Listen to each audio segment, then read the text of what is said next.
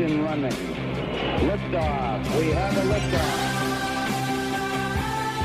It is 9 after the hour. I am Eric Erickson. This is Atlanta's Evening News on WSB. The phone number is 404-872-0750, 1-800-WSB-TALK. You can email me, Eric, E-R-I-C-K, at theresurgent.com. Oh, we got a ton of news, and I need to start with the Gina Haspell nomination. It is very interesting to hear all of this talk in the last year about how we got to support more women, we need women here, we need women there, we need women everywhere. And Gina Haspell shows up as the president's nominee to be the CIA director. She is the first woman to be seriously considered for the CIA director's chair, the top intelligence job in the United States, really. I mean, the director of national intelligence is more of a figurehead. And she is being savaged by women in the Senate and by outside left-wing feminist groups for collaborating in torture, which isn't true. And all sorts of things. And she is a 33-year career veteran of the CIA. For 32 years, she has been in the clandestine service or in charge of the clandestine service. She's a spy. She knows the CIA. She is highly qualified. And she was called into action after 9/11, and Democrats, some Republicans, Rand Paul especially, are very interested in what she did and did not do. I want to play you some audio. This is Haspell speaking earlier today to the U.S. Senate. And for the record, if you have your staff check, Mr. Rizzo has issued a correction. It is true that it is hard for in a secret. My understanding that is not accurate. Recently confirmed that it was you. No, he issued a correction. When people write books, I didn't read Mr. Rizzo's book, so I didn't even know that was out there. Mr. Rizzo, and actually I read about it in the Washington Post last night. Eric Wemple, I believe, wrote a story talking about the failure of certain organizations to correct their facts. And that was one of them. And he noted that Mr. Rizzo, about 10 days ago, he was wrong. He didn't fact check, and that has been corrected. I would never even served in that department, nor was I the head of it. Now, what that is all about is an allegation from a book that was written after 9/11 that has lingered out there, that she was in charge of overseeing a division that engaged in torture. And not only did she deny it, the author has come out and corrected himself, and Dianne Feinstein hadn't heard about the correction. One of the other issues she's being attacked over is that she helped destroy records within the CIA during an investigation. The Inspector General at the CIA investigated this and said there's no there there. Here's Haspell. There were 2 reviews done of the tapes to compare them to the written record. One of those was undertaken by the Office of General Counsel. The second was undertaken by the Office of the Inspector General. In both cases, they found that the written record was detailed, accurate, and complete. So the consistent legal advice, it never changed, was that there was no legal requirement to retain the tapes. But there were some policy objections to disposing of the tapes. So our job in the Office of the Deputy Director for Operations was to arrange consultations with senior leaders at the agency. At the time the tapes were destroyed, Mr. Rodriguez asked me to prepare a cable because he was going to have another conversation with then director of the agency to talk about this issue again.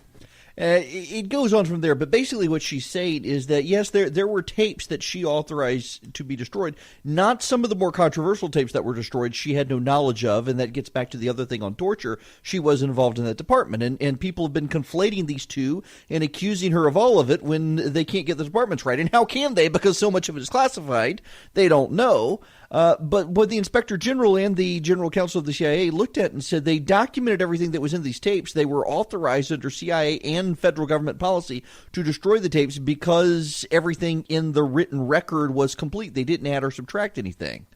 So they didn't need to hang on to the originals. And it's all a big mumbo-jumbo conspiracy to try to discredit this woman. But she really stood her ground on torture and on enhanced interrogation techniques. One of the things she was asked was about the enhanced interrogation techniques that were used and about the various CIA programs to draw out information from terrorists captured at Gitmo. Here's Haspell. You didn't actually answer the question, what would you do if the president ordered you to get back in that business? Senator, the president has selected me to give him yes or no? advice. I would not restart under any circumstances in an interrogation program at CIA, under any circumstances. Thank you.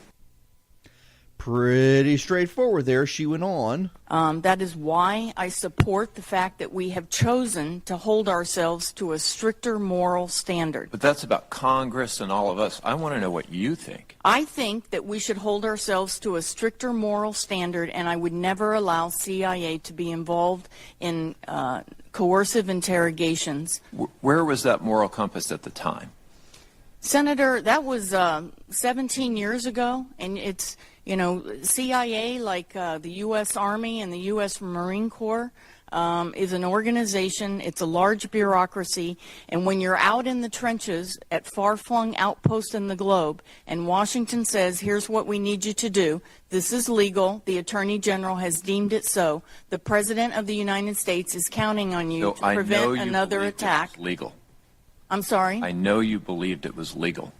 I want to see, I want to feel, I want to trust that you have the moral compass that you said you have. You're giving very legalistic answers to very fundamentally moral questions. Senator, that we've provided the committee every evaluation since my training report when I first joined in 1985. In all of my assignments, I have conducted myself honorably and in accordance with U.S. law. My parents raised me right. I know the difference between right and wrong. But they didn't like that, so she went on and made it very clear where she stands on this issue. Senator, I believe that CIA officers to whom you referred. It's a yes or no answer. Do you believe the previous interrogation techniques were immoral? I'm not asking do you believe they were legal. I'm asking do you believe they were immoral? Senator, I believe that CIA did extraordinary work to prevent another attack on this country given the legal tools that we were authorized to use. Please answer yes or no. Do you believe in hindsight that those techniques were immoral? Senator, what I believe sitting here today is that I support the higher moral standard we have decided to hold ourselves to. Can you please answer the question? Senator, I think I've answered the question. No, you've not. Do you believe the previous techniques, now armed with hindsight, do you believe they were immoral? That's Kamala Harris, the nut job from California. And Gina Haspell repeatedly said that she would not engage and she would resign before doing something she thought was immoral. Now, what Harris wanted to do was put her into a gotcha, and she was very smart there. Because if she said no, then it opens a bag of worms. If she said yes, then it opens a bag of worms. If she says yes, well, then why didn't you resign then? If she said no, well, then why don't you think so based on everything else? It was a no-win situation for Haspell. She was smart not to answer the way Kamala Harris wanted, and what you need to hear from that is not Gina Haspell's answer, but the fact that Kamala Harris is not a grown-up in the room. She has the convenience of our safety in the United States right now to be an idiot on national TV questioning someone who put her life on the line trying to keep the United States free, something Kamala Harris has never done, and I don't know that she would if given the choice between, say, the Russians and us or the commies in China and us. She'd probably side with the other side, given where she is on the issues. I mean, this is a woman who is deeply hostile to a traditional American worldview, to conservatism in the United States. She's just kind of a nutty left-wing progressive who, God help us, may want to run for president. Let me have a brief timeout for this week's sponsor, and that would be Quip, which is a fantastic toothbrush. I love my Quip toothbrush. I've been using it for a while. The truth is most of us are probably brushing our teeth wrong anyway, not long enough. We forget to change our brush. I know for the longest time I went without changing my brush, and I didn't realize it actually sharpens. When you brush your teeth, it actually sharpens the bristles, and in the process of sharpening the bristles, you can do gum damage. You can wear off the enamel in your teeth, so you want to actually change your brush heads, and Quip does that. It's an electric toothbrush that's a fraction of the cost of the bulkier brushes. You can barely fit in the back of your mouth, and it packs just the right amount of vibration to help clean your teeth. It's got a built-in timer that helps you clean for the dentist recommended 2 minutes while guiding pulses that remind you when to switch sides. I really like it, and it has a great subscription plan. They deliver new brush heads on a dentist recommended schedule every 3 months for just $5, including free shipping worldwide. I actually just got new brush heads last week, I think, for my toothbrush. So Quip starts at just $25, and if you go to getquip.com/Eric, E-R-I-C-K, right now, you'll get your first refill pack free with a Quip electric toothbrush. So you get your first refill pack free by going to getquip.com/Eric. That's G-E-T-Q-I, am I doing this right? G-E-T-Q-U-I-P. Let's try that again, shall we? GETQUIP.com/Eric. GETQUIP.com/ERICK. That's getquip.com. Folks, listen, I have been using this toothbrush now for a while. I did just get my brush heads. It is great.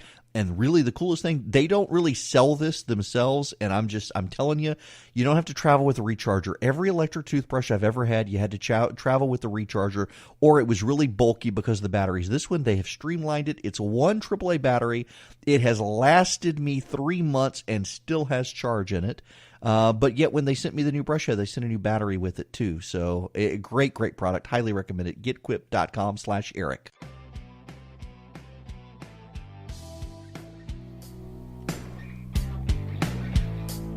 We're moving on from Gina Haspell. We've opened the phone lines, 404-872-0750, 1-800-WSB-TALK.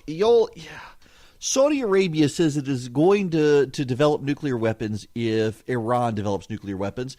And there is a huge freakout happening among the media right now who have clearly not paid any attention to the Middle East.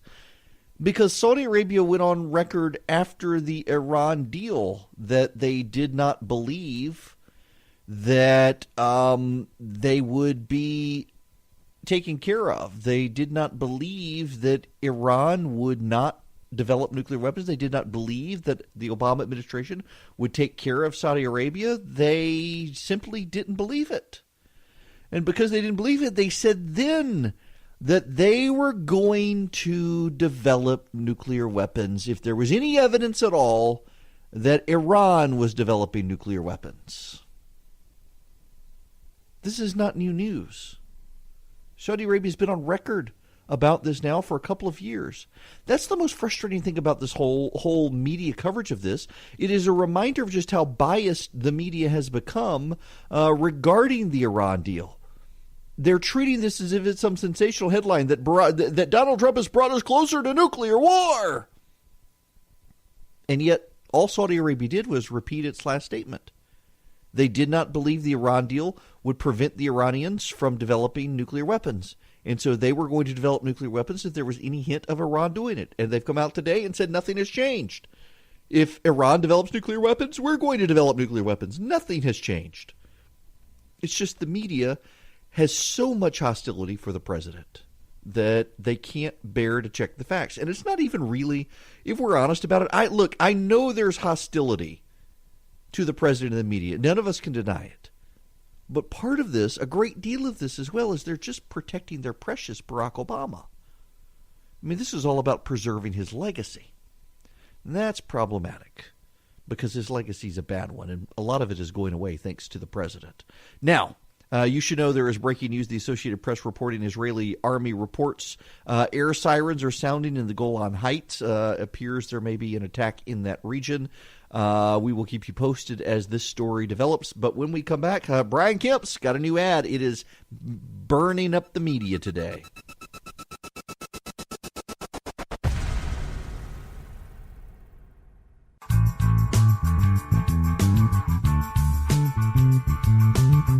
Well, Don Blankenship, came in third last night in West Virginia. You know, I'm no fan of Mitch McConnell, but he did make me laugh last night that he tweeted out a picture of himself that looked like it had cocaine all over it.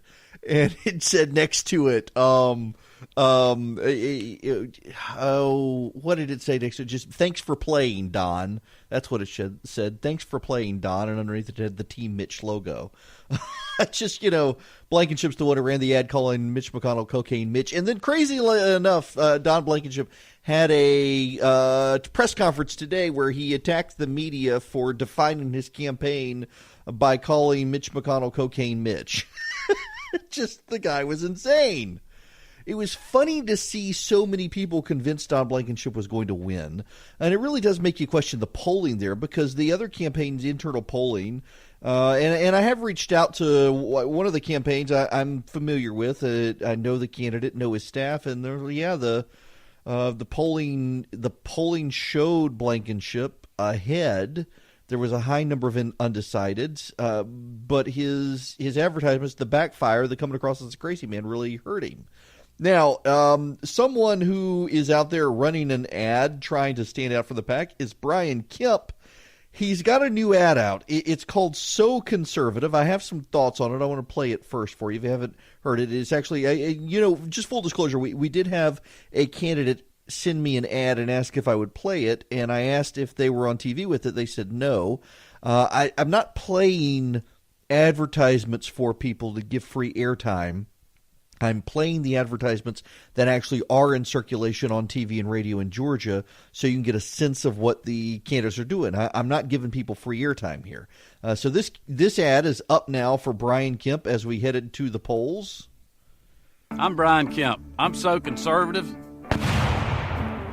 I blow up government spending. I own guns that no one's taking away. My chainsaw's ready to rip up some regulations. I got a big truck, just in case I need to round up criminal illegals and take them home myself. Yep, I just said that.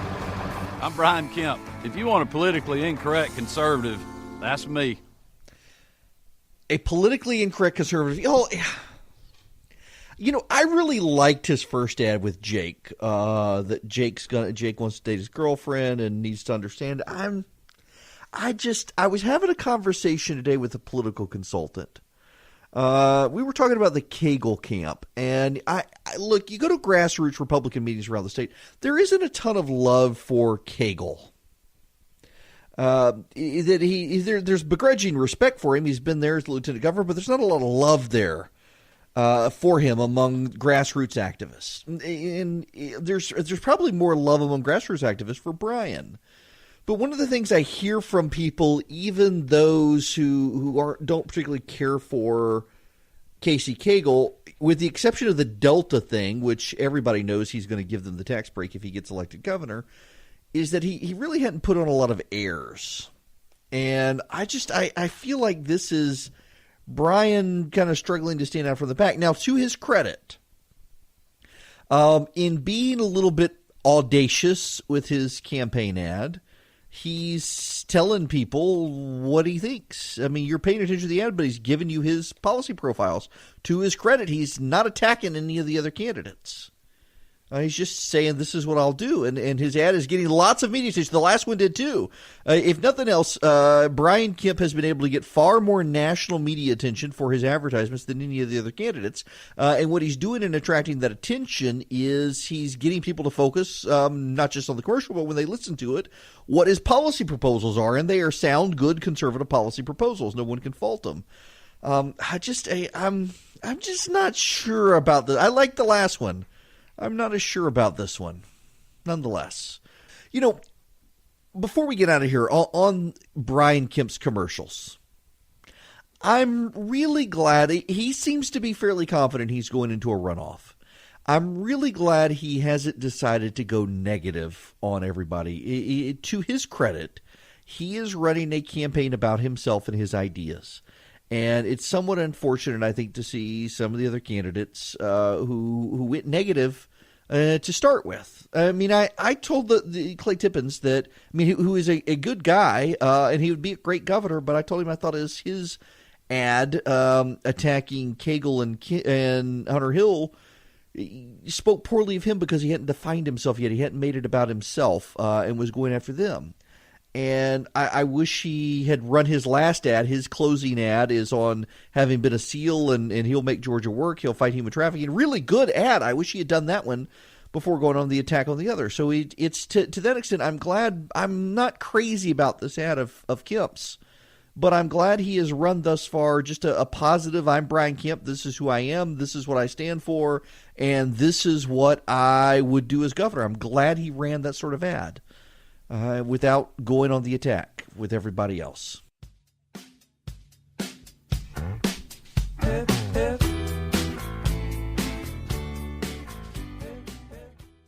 Yo, I'm really skeptical of this story about Michael Cohen. And look, I'm not a Michael Cohen fan. I have reasons to not be a Michael Cohen fan. I will get into with you. But I'm skeptical of this story that came from Stormy Daniels' lawyer that now supposedly others have confirmed that he got payments from a Russian oligarch during the Stormy Daniels. None of this stuff really makes sense to me. Actually, it does make sense if you believe that this is an effort by people just to rush out there with accusations. We now know that several of the supposed payments to Michael Cohen were actually made to other people named Michael Cohen, and everybody's getting this stuff wrong.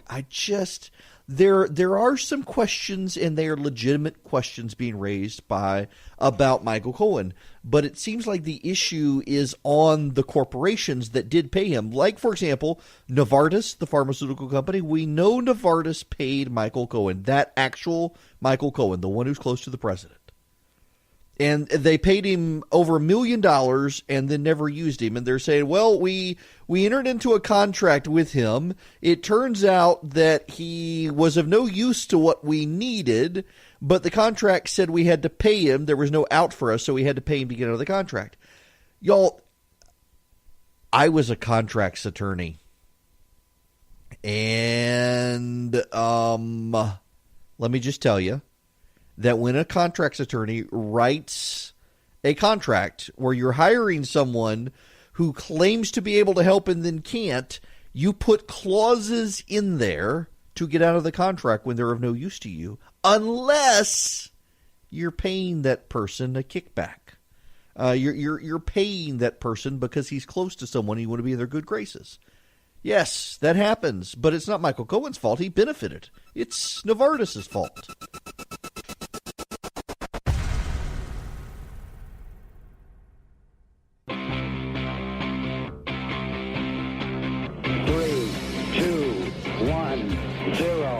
Engine running. Liftoff. We have a liftoff. It is 9 after the hour. I am Eric Erickson. This is WSB. The phone number is 404-872-0750, 1-800-WSB Talk. I want to spend a little bit of time.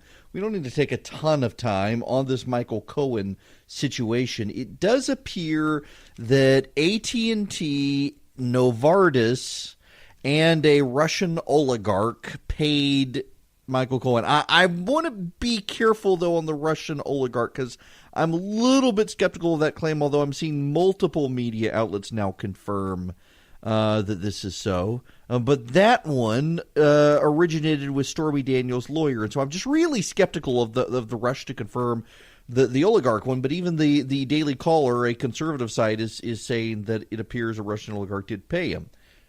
What we do know is that AT&T and Novartis paid him millions of dollars to represent them. AT&T to represent him almost as a lobbyist. Same with Novartis too. Essentially, Novartis's people saying on background to various media outlets that they didn't know anything about the president or his incoming team. Michael Cohen was willing to help them. The president was attacking pharmaceutical companies. They needed someone on the inside, and it turns out he was of no use at all. AT&T has a very similar story that Michael Cohen was of no use at all. There's one interesting bit some people have pulled out that Michael Cohen was seen by reporters in January of last year before the inauguration, headed into his office in Trump Tower, and about 15 minutes later, Randall Stephenson, the CEO of AT&T, showed up. And obviously the implication the media wants you to make is that, he was there and doing some level of shakedown, or Trump was setting him up. There's no evidence of that. Look, here's what happens. You've got a guy, Michael Cohen, who realized he wasn't going to the White House with his boss. He was staying behind. And he wanted to be able to cash in on everything that everybody else was being able to cash in on. And so he held himself out as having unique access to the future president of the United States. What major corporation wouldn't sign the guy up? I will say this, though. I wrote contracts as a lawyer for a number of years. And AT&T and Novartis have highly skilled lawyers. You do not write a contract for someone that gives you no out but to pay them if they're worthless. And that's what AT&T and Novartis did. They wrote contracts for Michael Cohen, saying that the only way out of their contracts would be to pay him the money. That's a kickback. It's illegal. It is legal, not illegal. It's legal kickback. It totally is. And the fault is not on Michael Cohen. It's on these corporations who decided that they wanted to suck up to someone in the president's orbit. Michael Cohen sold himself as being close to the president. It was known he was close to the president. These companies, he took advantage of them and their infamiliarity with the president, and they were dumb enough to go along with it. I mean, if I was a shareholder for one of these companies, I would be really aggravated by this. But there was nothing illegal about this that I can see in it. He held himself out. I don't think that this is the massive story the media would have you believe that this is. What I'm seeing is kind of like the Scott Pruitt story. There are drip stories trying to get rid of these guys, and some of them are manufactured, some of them are retracted. I mean, for example, several media outlets, including CNBC, raised the issue of Michael Cohen getting other payments, including one from a guy in Kenya. And it turns out that there were other Michael Cohens. You know, Michael Cohen is actually a fairly common name.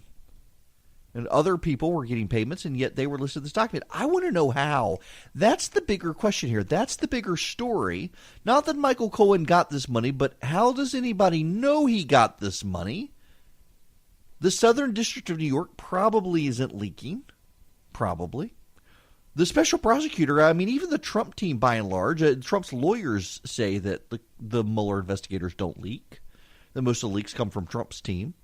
But there's another interesting angle. It's not getting much press coverage this evening. I have been tipped off to it and have confirmed it. So I have been tipped off to the story. It is, now I can say it is legit. It is now beginning to trickle out into various media outlets. I see CNN is now reporting it and others, that the Treasury Department is looking into whether some bureaucrat, social justice warrior bureaucrat within the Department of Treasury, has leaked information regarding Michael Cohen's finances from either his tax returns or from filings as a lobbyist or as an agent on behalf of a foreign government.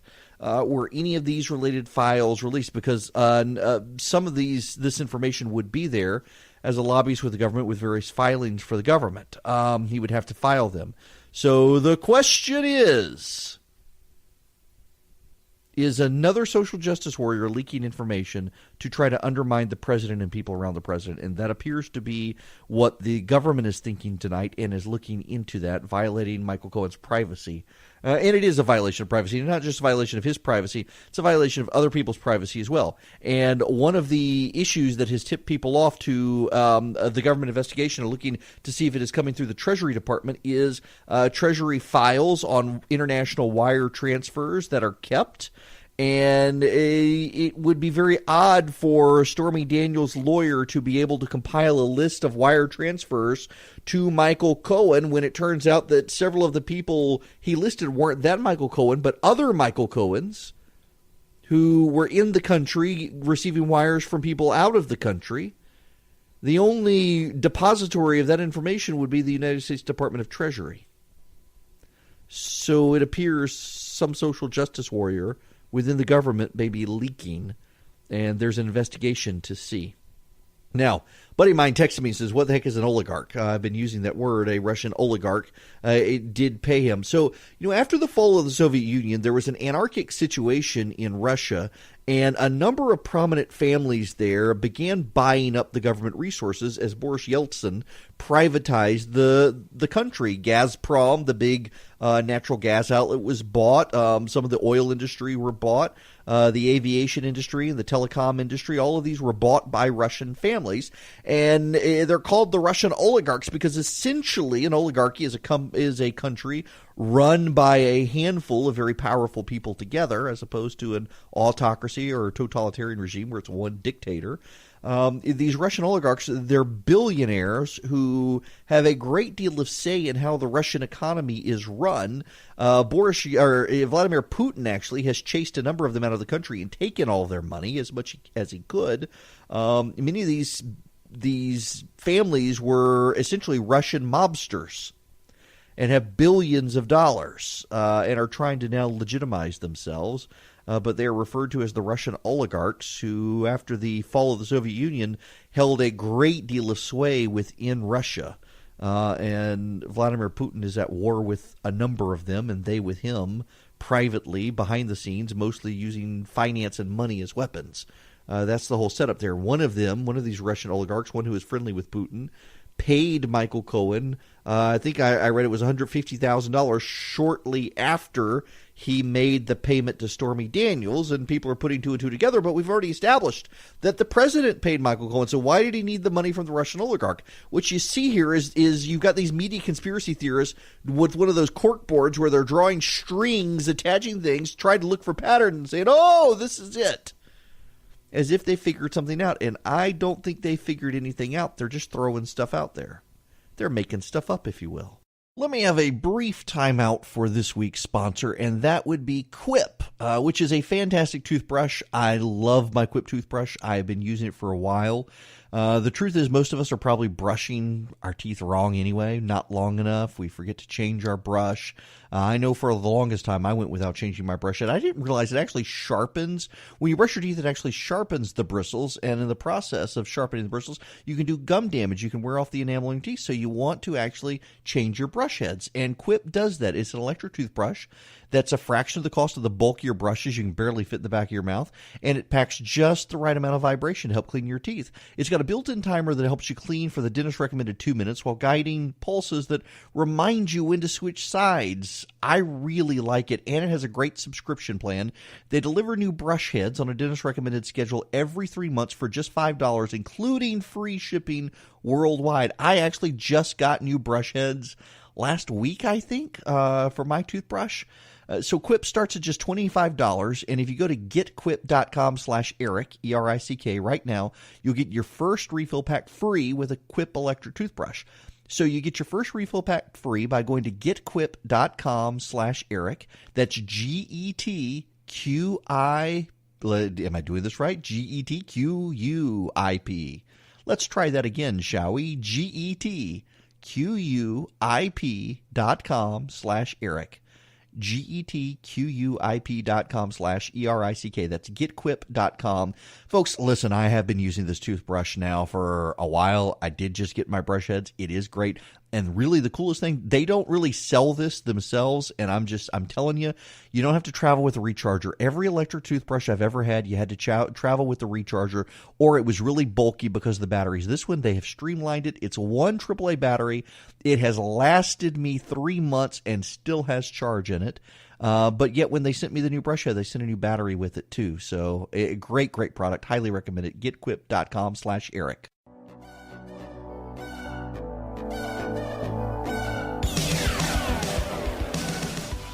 The Boy Scouts, we need to talk about them. The Mormon Church is walking away from the Boy Scouts, a 100-year relationship. 20% of Boy Scouts in the United States of America are in the Mormon Church. Another 40 to 45% or so are affiliated with other Christian churches.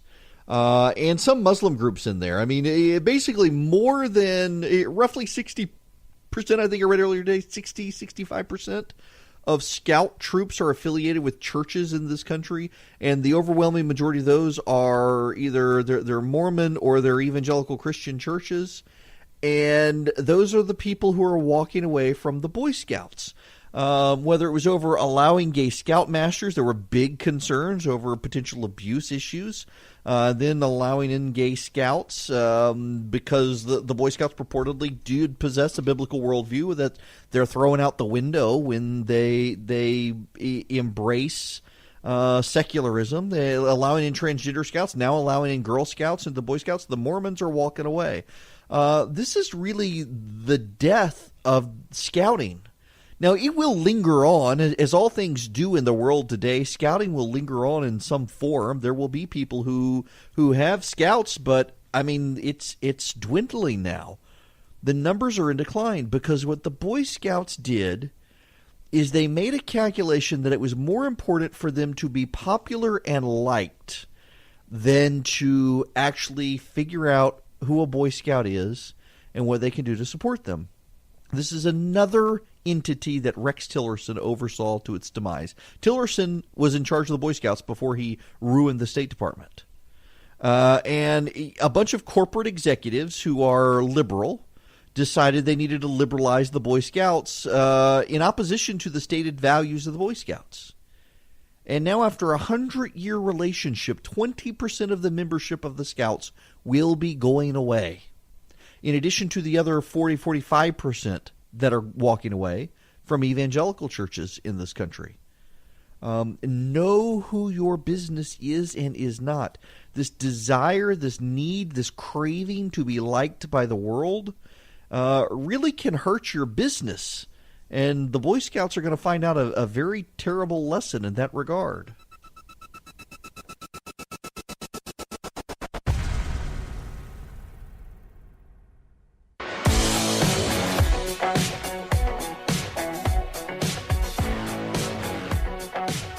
It is, I started to say 39 degrees. It's 39 after the hour. I was just sitting here thinking, listening to Brad Nitz talking about it being 90 degrees.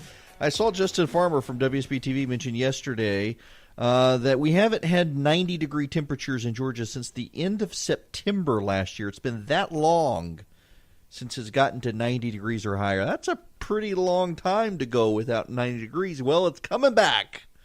Who knows what we'll have this summer. Nonetheless, the phone number here, 404-872-0750, 1-800-WSB-TALK. It is a silly story, but it's worth talking about for just a minute. Chris Pratt, the actor, Star-Lord from Guardians of the Galaxy and Avengers. He's also in the Jurassic World, and the sequel is coming out. He makes $2 million more than Bryce Howard, who is Ron Howard's daughter, who is a friend of mine, actually. Both, by the way, apparently from multiple friends of mine who know them, super people, really just genuinely nice people. And Chris Pratt is making $2 million more than her, and people are outraged by it. Y'all, if I say Chris Pratt, how many of you can picture him in your head? If I say Bryce Howard, how many of you can picture her in your head? Who do you think is more likely to generate people going to see the movie? Bryce or Chris? Who do you think is going to who's going to do that? I mean, this is all about the box office economics. Oh, and by the way, get better agents, too.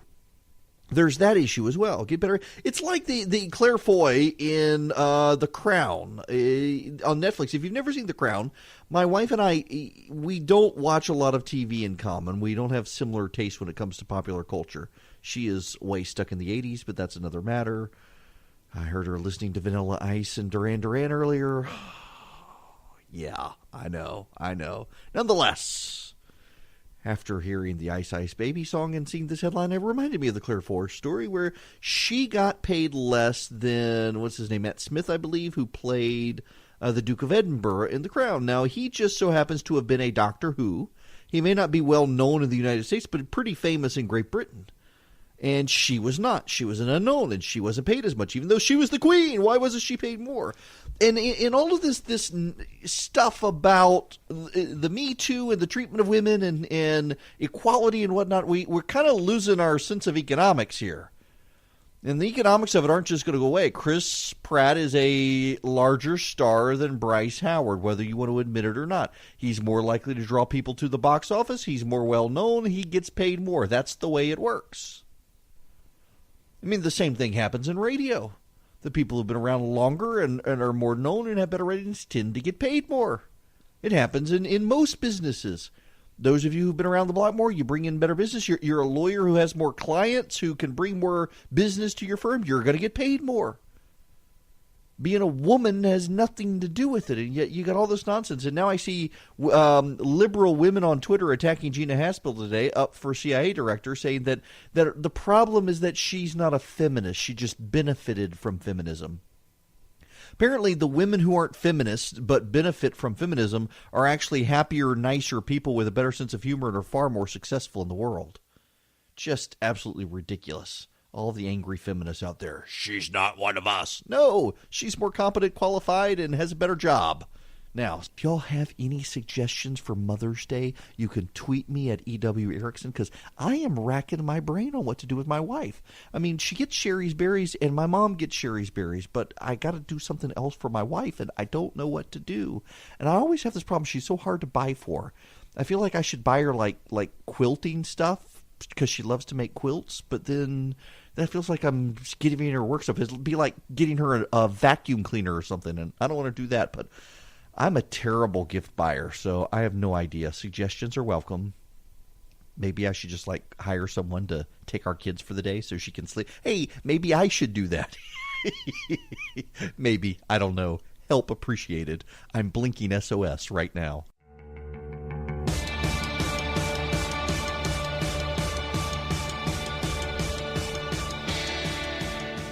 Y'all, I do not believe this NBC report on Matt Lauer. I just don't. For those of you who don't know, NBC has done an internal investigation claiming they found no sexual harassment related to Matt Lauer.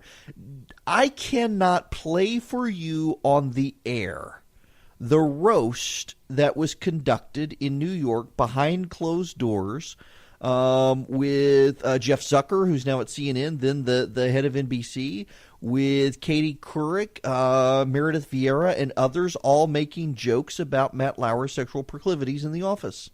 I can't play it for you because it's too vulgar for a radio at this time of day. You'd have to go over to satellite radio to hear it. I do not believe them. You know, one of the things that Fox News did, you can fault Fox, however you want to fault Fox News, that's okay. But they hired an outside firm to conduct an internal review. They didn't do it themselves. They hired an outside firm to audit it, and they found women coming forward in droves to complain about Bill O'Reilly and others. A number of people, including O'Reilly, lost their jobs at Fox.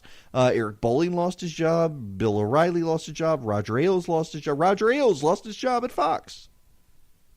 All of these things happened because they hired an outside firm to conduct a review.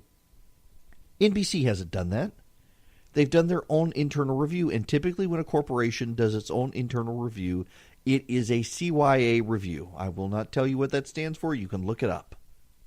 They were covering themselves, trying to build liability protection, and clearly they were in a climate where people did not feel safe coming forward. I do not believe it. I'm sure more women are going to turn up now. They will be inspired now to come forward and call BS on what NBC has done. Lots of letters there I'm using. You will have to navigate that yourself. Bank of America is going to continue representing some gun stores. You know, Bank of America, trying to be a good little social justice warrior, has come out and said that it wasn't going to allow gun companies to continue to use Bank of America. All little social justice warriors were happy. Well, now they are kind of walking it back at Bank of America. They will do some that they have pre-existing relationships with they can't get out of. and the social justice warriors are mad at Bank of America. This is one of those things where there's a big difference between what the government does and what a private business does. But it is very clear in my mind, and I'm not sure what the solution is. It's very clear that the left is taking advantage of this by essentially saying that they're going to use corporations to censor because it's legal. And they're essentially using a left-wing mob to silence conservatives on a host of issues, from transgenderism to guns to abortion to you name it. I mean, there are some companies like Google apparently isn't taking any ads in Ireland, not accepting any ads from groups about the abortion referendum there, which helps the repeal side because they're in the media.